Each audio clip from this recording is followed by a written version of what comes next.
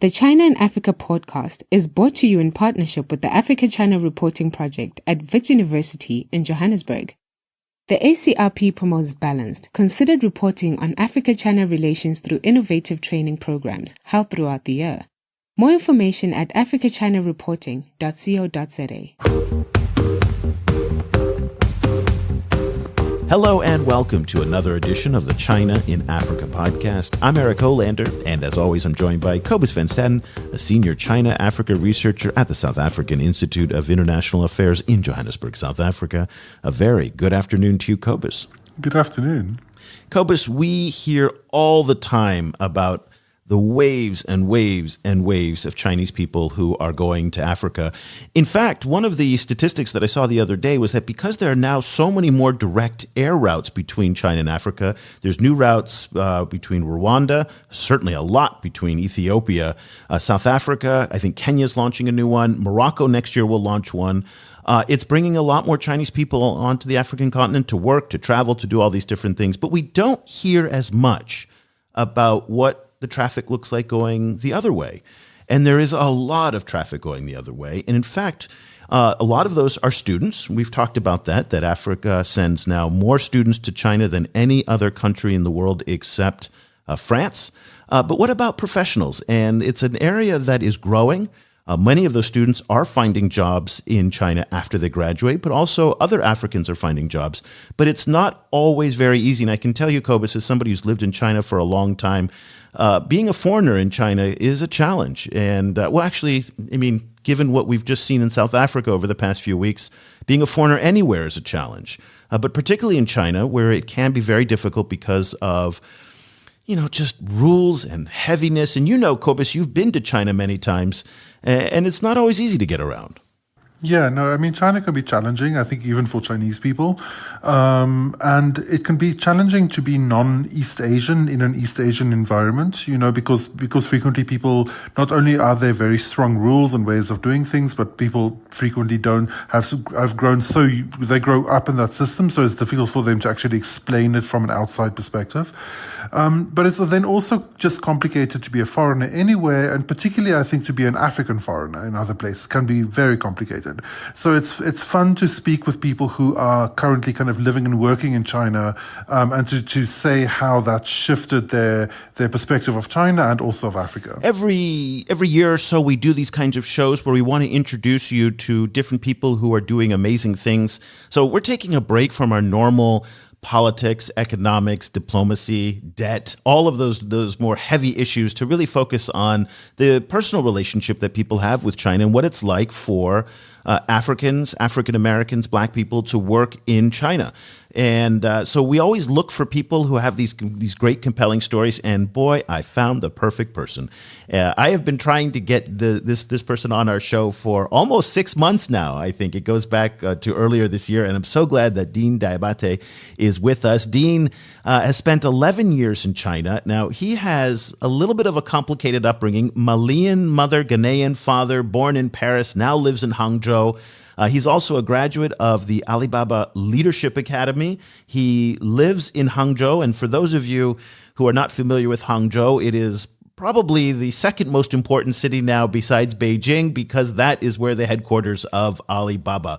It's almost the Bentonville, Arkansas of China. That's where Walmart is headquartered in the United States. Dean, thank you so much for joining us and for finally making time on the show, because I know it's been difficult coordinating schedules, but we're so glad to finally have you on the program. Yeah, thank you. Thank you again for having me on the show. Well, let's start with a very open kind of question about your China story and how you made it to China and what drew you there. 11 years ago, being in China for a long time is, again, we talked about not easy, but at the same time, very, very rewarding, but it can be a challenge. Tell us a little bit about your story and how you made it from, through Africa to France and all the way to China. I'm more than happy to tell my story, which is actually pretty common, because back in Europe, in Western Europe, a lot of times when we go to university, we have those kind of internships to do, and usually with those internships in universities, are done abroad. So my university told me that I needed to go abroad, whether it was in the US or anywhere in the world, but in France. And I basically chose China or Shanghai as my internship location based on a friend's recommendation who just came back from Shanghai and saw that this city was actually perfectly a very good fit for me and my personality. And he said, you should really go to Shanghai for your 6 months internship because I'm sure you'll love it. And that's how I ended up in Shanghai in the first place. What year was that? It was in February 2008. Yeah, so that's a long time ago. Yeah, that's right around the time of the Olympics too, when there was a lot of excitement in China. Exactly. So I arrived here in February 2008, did an internship for 6 months in private banking, right on one of the main streets of Shanghai.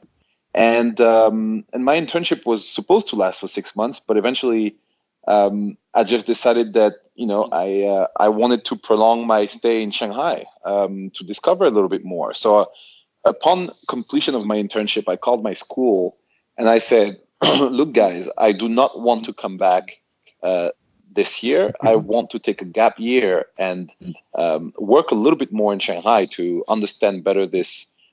Amazing economy, this amazing city, and this amazing culture that is the Chinese culture. So instead of going back that year, I actually started the business with two of my friends who are both from Sweden, and we started the first Scandinavian-focused private bank in Shanghai or in China, and I was one of the main founders of the company. And later in the year of 2009, I eventually went back to finish my degree in Paris. And at the time of my degree completion, I actually had the news that my partners made it to sell the company to the main competitor. So I was very happy. I was 23 years old at the time of this sale. And I said, this is a signal that Shanghai or China is calling me back to say, I have to go back home, or I have to go back and kind of like find out a little bit more about what China has to give me in terms of learning about myself, learning about people, learning about business, et cetera, et cetera. So I went back to China actually in March 2010. So, as someone who's lived in China for a long time, and not only for, over a long length of time, but also over an era where China itself has changed quite a lot. And there's been real kind of political revolutions within China over the last 10 years or so. How has China changed from your perspective from the inside of China? That's a very good question, because I think that one thing that I will always remember about China is that we used to call China the factory of the world, right? But a couple years ago, back in, I think it was after the Olympics and after the Expo, the government made a mandate to turn the economy around and make it a consumption economy. So a lot of the, I think, policies and regulations that have been put in place have helped a lot of the, I would say, digital transformations that we see today, or even changes in consumption or in behavior of Chinese people. So that to me is really a major change that I've seen in China, is that I've witnessed the economy changing from becoming an economy of consumption, so of consumers. And companies like Alibaba, but also Tencent or other companies like JD have benefited from this change, simply because people now start spending more money at their home or in China in general. They aspire to having a more westernized kind of lifestyle. They definitely develop a certain personality that is proper to the Chinese consumer, rather than being a copy of the Western way of living. So I've seen and I've witnessed all of this change in small and in big and medium cities, such as Hangzhou, Shanghai, Beijing, etc. But I can definitely see that this change is actually impacting how the whole world is running today. So we used to say that China was the factory of the world, producing for major economies like the US or European economies, etc. But today now, the actual major superpowers that used to be superpowers are now looking at China as a vehicle to maintain their economies and their businesses. So I think China has made this major shift, this major change that has benefited the country, the economy, and benefited its people.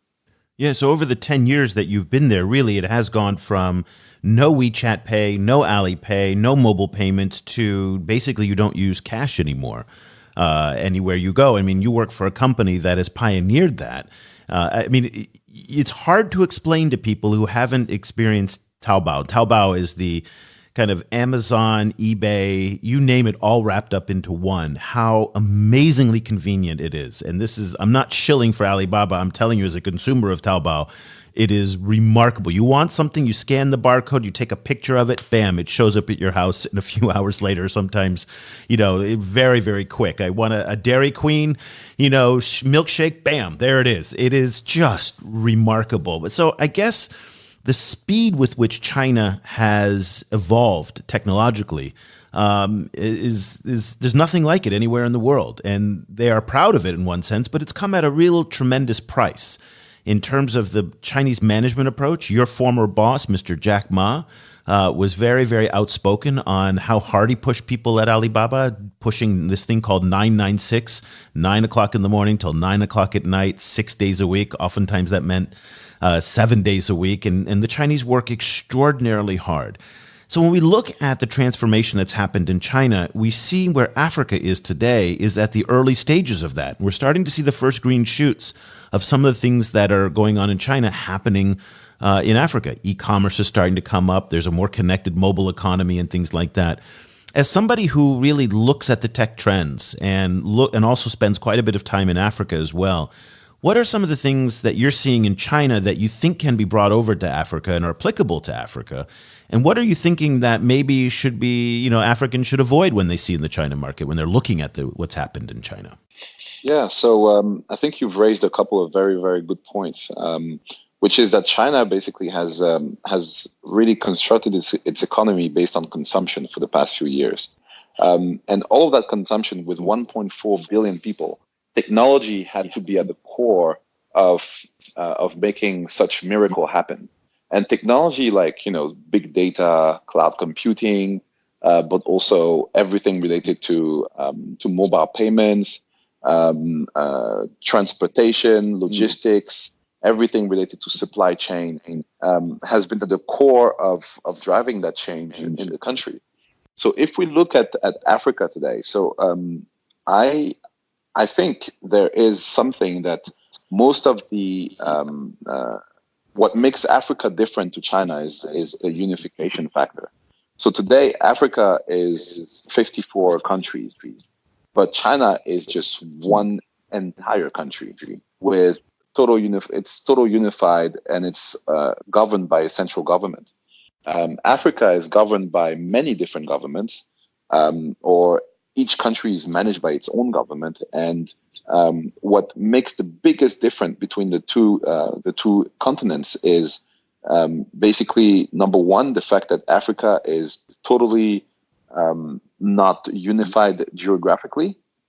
China is.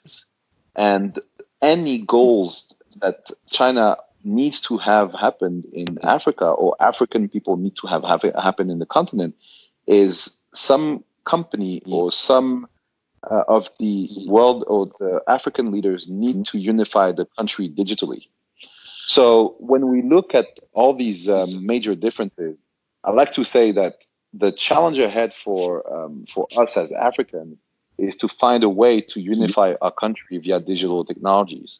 So China being at the forefront of digital technologies and everything that is related to cloud, to big data, to logistics, to payments, etc. Of course, it's very inspirational for any entrepreneurs or any major companies in Africa that is looking at unifying the continent digitally. And so there is a lot of learning that China had to undergo over the past, I would say, 20 years in order to build its own digital economy. And I think that Africa, of course, all the countries in Africa can learn a lot from the country or from any companies that have made it in China, such as Alibaba or Tencent or any other major companies. However, I would say that it is very important for any African countries to remain sovereign of their future, and that includes making sure that all the new solutions related to technology or related to making the shopper experience in Africa actually be African has to be developed locally. So it's important that as Africans we don't only rely on China to help us develop our way forward or make our way forward, but it's also very important for the local entrepreneurs and local governments to really look at China as a source of knowledge for us. We can learn from China and its success, but it's also very important that we develop our own ways, just like China has done it over the past 30 to 40 years. China has welcomed a lot of foreign direct investment from the West, from the US, and they have learned a lot from the West and from America. But in general, now the country is becoming completely sovereign and completely in charge of its own economic growth. And I think that every single African country should actually look into that as well, and not just rely on Chinese businesses to come to Africa and give investments or just simply help on every single aspect of businesses. That's what I believe it's extremely important. So, as you mentioned, the shift from the manufacturing to the consumption economy, really changed Chinese life in a big way. And in the process, China became a very, very sought after consumer market. Also for a lot of African producers. I think now getting access to the Chinese market is kind of the holy grail, for lots of agricultural producers, for, in places like Kenya, Rwanda, South Africa. And a lot of people are trying to sell products like tea or coffee, to China. How would you advise African producers to go about that? Like, how should they gain the trust and the interest of Chinese consumers? Yeah, so that's a very important question, because it actually lays the ground for the future of exports of African products into the Chinese market. So today we see that there are many different ways for any businesses, whether it's African businesses or European or American or Latin American, you name it.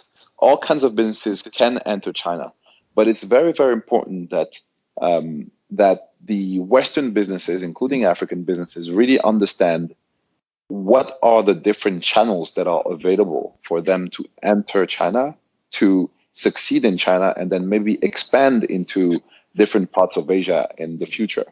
So one of them is obviously to really know and understand what are the online and offline channels that are available to them when it comes to doing business in China. So you have channels like Eric mentioned earlier, like Taobao, for example, or another channel like Tmall, or simply Jingdong, or Xiaohongshu, which is a little red book, a mobile application that's used by many Chinese consumers.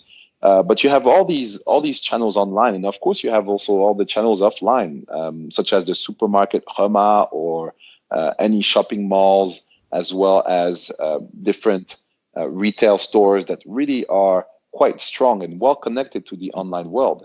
So I think one of the core advice that I give to all the clients that I have in Europe, in Israel, and also in Africa is that, number one, you have to really clearly understand how does the China digital economy functions. And that's number one. Once you have understood that, then you need to understand how do the channels in China actually function. What makes you successful in a channel like Tmall? What makes you successful in a channel like Jingdong, or any other channels by Tencent or Kaola or any other companies? So that comprehension is very, very important to have. And then once you have that, obviously it is also important to kind of find a local partner that will help your business to basically build its own operations in the country. It's different to operate a business online than to operate a business offline. And you have many, many different companies in China that have become specialized into helping foreign brands to operate their online stores or even to operate their offline stores.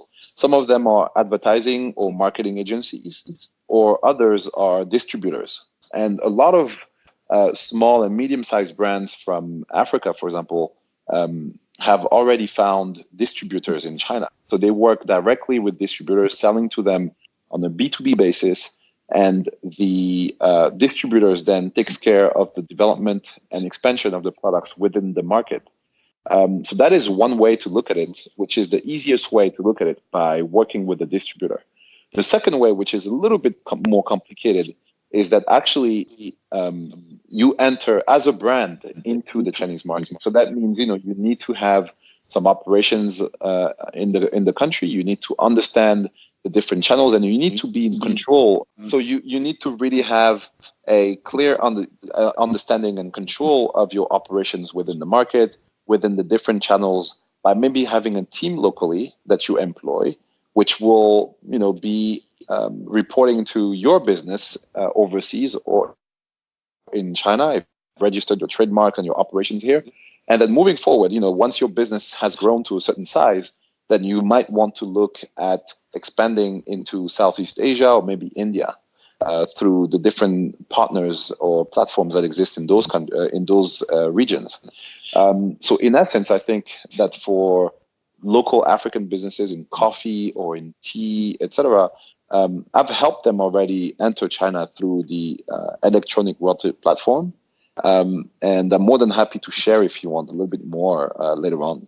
Yeah, I mean, you make it sound easy, and I'm not suggesting that you're trying to trivialize it, but for a lot of people who are not in China and have no idea about any of the platforms that you talked about, whether it's JD, Jingdong, or Taobao, Tmall, Xiaohongshu, Little Red Book, any of those, these are platforms that on the outside we have no idea about. And I have to tell you, I worked at WPP on the Ford account for 2 years. This is a company that has $160 billion in annual revenue. They had maybe 60, 70 people on their social media team, and they struggled in China communicating. Not to say anything negative about Ford, but it just shows you the difficulty of this market. So I can imagine a small, independent, or just a small to medium-sized African enterprise trying to enter into the African market. To the Chinese market, oh man, I don't envy that. That is a hard, difficult nut to crack. There's no doubt. Let's talk about EWTP a little bit. You mentioned it. You got some nice coverage in the press about what you're doing with Rwandan coffee. This has been in the news a little bit about what Alibaba is doing in Rwanda. Tell us a little bit about what your involvement is and what you can tell us about it.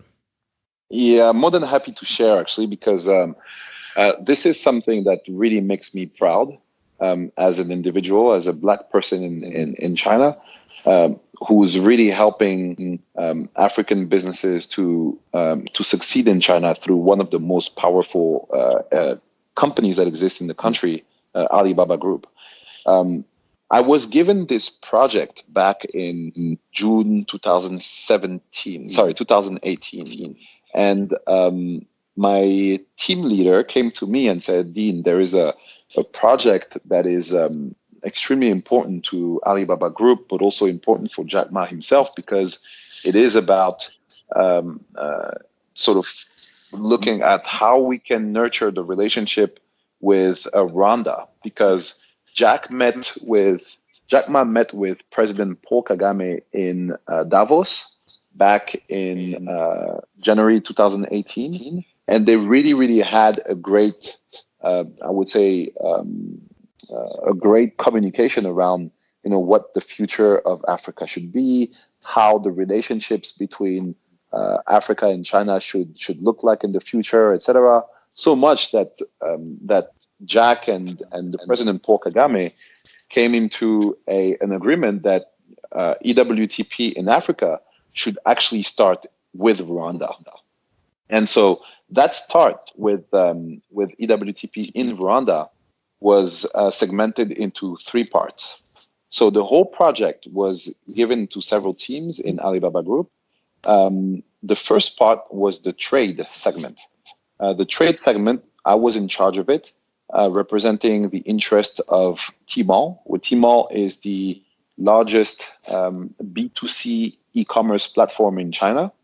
So I was representing the interests of Tmall and was put in charge to identify which brands, which products, which industry I was going to focus on for import into China from Rwanda. And I decided to choose coffee because coffee or specialty coffee is a very well exported commodity from Rwanda. And since the country has made quite some remarkable, I would say, notices around the world for its specialty coffee, I said, okay, this is a great commodity for us to focus on, especially given the fact that the Chinese economy was also shifting from consuming mainly instant coffee to consuming more and more specialty coffee. So I focused on building that business model of import from Rwanda specialty coffee to Tmall. And we chose three main brands that came from Rwanda, born in Rwanda, and that are now doing business in the Tmall ecosystem to sell their coffee to the Chinese consumers. The second segment of EWTP Rwanda was the tourism segment. So tourism segment through our platform called Fliggy. So Fliggy promotes tourism destinations to the Chinese consumers from overseas and from China. And we have built an entire business model to place a few tourism activities or few tourism spots from Rwanda into the Fliggy platform so that the Chinese consumers could actually go and visit Rwanda on their holidays. And then the third segment, which is related to education, is about educating or sharing the knowledge of Alibaba to students as well as entrepreneurs and as well as government or politicians in Rwanda. So these three segments were really what EWTP Rwanda was composed of. And I was in charge of building the entire business model for the trade segment. That's really amazing. So, what were some of the challenges that the Rwandan coffee, faced in entering the Chinese market? That's another very good question because this was actually the first line of import that has been built from Rwanda to China, meaning that if we look at the transaction volumes on Taobao for Rwandan products or any African products, the transaction volumes were quite low. And when we actually decided that we were going to import a lot of coffee from Rwanda, obviously the transaction volumes were going to increase tremendously because we really bought quite substantial quantities of coffee from Rwanda. So a few challenges came with that. The first challenge was for us at Alibaba Group because we had never really focused on building an import line from Africa, and that basically that means that we had a lot of issues. For example, understanding what were the regulations for import with the customs in China. What were the actual rules to import samples of coffee into China? What were the different supply chain and logistics challenges that we needed to pay attention to? So we actually learned a lot through that process. And then for the Rwandan brands, for the three Rwandan brands, it was actually a very big challenge for them also because we basically work the Chinese way. And when we work the Chinese way, it means that it's like you said earlier, 996. There is literally zero rest. So sometimes I would end up calling those brands, very late at night for them and tell them, they need to provide me with these documents, with these papers, because the next morning we have a major deadline that we need to meet for the government or for our teams. So I pushed them quite a lot in order to, get to the level of sales that we are today. So that was the number one challenge, was to understand, the general logistics or the different factors that would help us to have a very strong supply chain for the import of specialty coffee into China. The second one was related to more of the knowledge base that the sellers of coffee had about doing business online. Those coffee brands were actually major sellers of specialty coffee bags to companies like Starbucks or other major brands or offline coffee retailers in the West, in Europe, and as well in the US. And for them, they were basically selling their products, on a B2B basis, and not really looking after how to do marketing, how to do operations to put their products online or even do any types of branding. And for some of them, for the first time, they really had to start thinking about, what's my business strategy in China? How do I leverage a platform like Alibaba and make sure that my future as a business in China is actually sustainable and doesn't just rely on just one channel, which is the Tmall channel? So I think for them, it really required them a complete shift in mentality from saying, at the beginning was just about, I just sell my coffee bags and that's it, to really starting to think about how to build a proper business strategy for the Chinese market to make sure that the products supplied to the Chinese market were perfectly delivered, were going to be marketed properly, and that their business was going to take another turn into developing into a new country, a new region, and a new continent. So that was a huge challenge for us, but also a huge challenge for them, which today I'm very proud to say that after a year and a few months and a couple of months into doing business with them, they're now very much used to doing business now with one of the most demanding Chinese company, but they're also used to now thinking more strategically about their future in China, but also in Asia. And that's, I think, it's a major feat that we have achieved. Yeah, it's not easy to do, and I'm not suggesting that people aren't capable of doing it, but again, breaking into the China market requires a lot of expertise, a lot of advice, experience, and things like that, which is relatively new for commodity exporting countries. And this has always been one of the key challenges for countries like Rwanda and Kenya and others, is how do you add value to the product before it leaves the port, so that by the time it arrives in China, there's branding, there's packaging, there's processing. So more of the value of the tea, the coffee, whatever the commodity is captured in Rwanda rather than by somebody else in China. And I guess, do you see this as an opportunity for Rwandan or again, any African brand, if they start to figure out how to use brands or platforms like Taobao and some of the Alibaba or JD or any of the different platforms, can they take advantage of this, or are they better off kind of staying in the commodity exporting and let other people do the upside of it in terms of packaging, branding, and adding value to the product? Yes, so I think last time I spoke with the government of Rwanda, they really made it clear that they were actually looking into adding more value to their products, rather than just saying that they're going to sell their products and then do nothing else after that, not looking into branding, into marketing, into packaging, etc. They're actually looking into building a proper brand strategy for their product, for their country into China.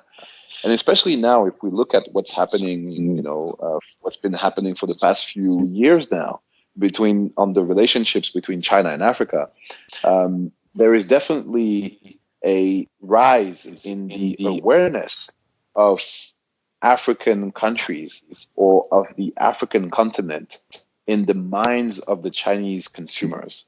Now, people in China don't look at Africa as just a place where there are wars or famine or a very high level of poverty, but look sometimes at Africa as a place now for tourism. They look at Africa, to go for safari in Kenya, or most of them when you refer to Africa, most of the Chinese people will South Africa or Kenya or Ethiopia because they have heard of safaris, but also of the coffee from Ethiopia.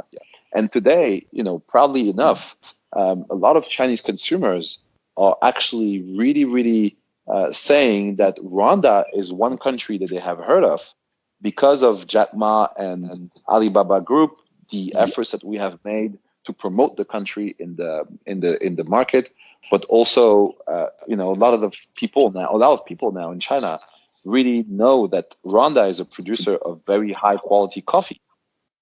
So this is some kind of huge shift in the mentality of Chinese consumers that I think any African businesses today can ride or surf that wave and leverage all of this positive branding that is happening in the relationships of China and Africa, but also that mentality shift that is being observed with the Chinese consumers who are now seeing Africa as a place where they could go for tourism or a place where they can buy products from. Another example that I've encountered during last year's China International Import Expo that took place in November in 2018 is that the products such as shea butter from Uganda is extremely popular in China. Yeah, I saw that as well at the Ghana Expo, and people were just mobbing to buy that. It blew me away. I just couldn't. And I was like, what are they doing? I mean, it was busloads of rural Chinese women who were lining up to buy the shea butter. And I was blown away by that. That's right. I mean, you can think about it, for me who's been living here for a long time, and for same as you, Eric, I'm sure that you have heard of the phenomena from the bird's nest, Chinese women eating a lot of bird's nest, or that product that is made of bird's nest, or that we call bird's nest, which helps, them to get a better skin or better skin tone, etc. Now, countries like, I believe it's Malaysia or other countries are running out of that product because Chinese consumers are just buying that just like crazy. So, if we look at a potential trend for any big export of African products to China, I can tell you, shea butter is one of them. Coffee is also another of them. But also chili, as well as other types of products, such as in the fashion industry, such as open shoes in parts of the country where it's actually quite warm. I know that the open shoes from Algeria are selling extremely well on Taobao, for example. So when I see all these trends or all this forensic attitude by Chinese consumers towards certain kind of products or African products, I just know that there is something that shows a very strong potential for any African brands to enter China.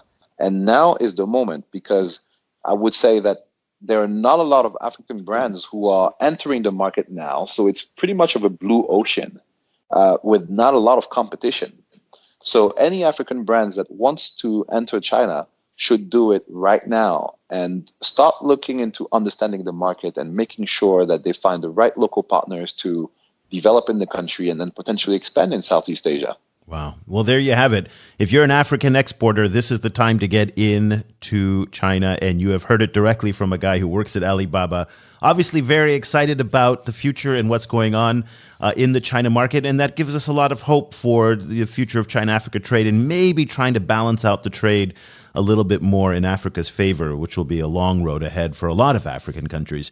Dean Diabate is at Alibaba. He's a graduate of the Alibaba Leadership Academy. He spent 11 years in China and has had just an amazing experience there. And we just wanted to kind of bring you Dean's experience, and as part of what we do, where we talk to lots of young people about their different experiences in China. Some good, some bad, some complicated. Dean's obviously had a wonderful journey so far. And so we're looking forward, Dean, to hearing what's ahead and following your adventures in Rwanda with the EWTP. Congratulations on that. We hope to see more EWTPs, not just in Rwanda, but in other countries as well, as Alibaba starts to move across the continent. Is there any way that people can connect with you? Are you on any social media that people can follow if they want to reach out? Yeah, of course. People can find me on LinkedIn. I think that's the easiest way. It's Dean Diabate. It's quite straightforward. So Dean, Dean, Diabate, Diabate. You can find me on LinkedIn, and I'll be more than happy to answer any queries that you have. We will, of course, put Dean's LinkedIn in the show notes as well. And Dean, thank you very much for staying up very, very late for us on a weeknight. We really appreciate it, and we're so glad we were able to share your story with everyone. No problem. Thank you, Eric. Gobis, for your time and giving me the opportunity to share my experience. Cobus, it's people like Dean who are going to be part of the solution in narrowing the massive trade deficit that exists between African countries and China. I mean, you can just hear it in his voice, the enthusiasm he has to sell Rwandan coffee in China, Kenyan tea to Chinese online consumers, and in all these businesses that are in China that are eager now and a lot more excited about buying products from places like Africa, including shea butter. Who would have thought? Ghanaian shea butter. But I think this is really interesting to see it on the ground level, that there are tremendous opportunities for African exporters and producers, not only to sell raw materials on these big e-commerce platforms like coffee and tea, but also to create extra value through packaging, through branding, through all of the positioning of their products, more than just selling a commodity. And Chinese consumers seem to be more sophisticated, particularly in tier one cities like Beijing, Shanghai, Shenzhen, Tianjin, Guangzhou. Those cities, people are actually looking out for avocados and quinoa and tea and coffee from different exotic places. That for them is very, very cool. So that was very interesting. And I guess I also took away from the fact that, a guy like Dean has been able to thrive and do so well, despite the fact that China is not always easy for foreigners to succeed. And yet him being different than everybody else, with his background in France and his African parents and his international upbringing, he has been so successful despite, seemingly being different and an outsider, but it doesn't seem like it's been an obstacle for him. Yeah, I mean, that kind of makes sense to me in the sense that, racial otherness is, I think in China doesn't come with a set of discourses, not to sound too super academic, but I mean, discourses about racial hierarchies, those were Western, creations. There's the creations of the idea of like a race science that came out of Europe, and was kind of developed under, into kind of sets of laws in the US and that South Africa drew from in making apartheid. So, so you can see like how in China, to a certain extent, that didn't really exist, so it, racial otherness might be racial otherness in all places, but the kind of sets of ideas that come with racial otherness is different in China.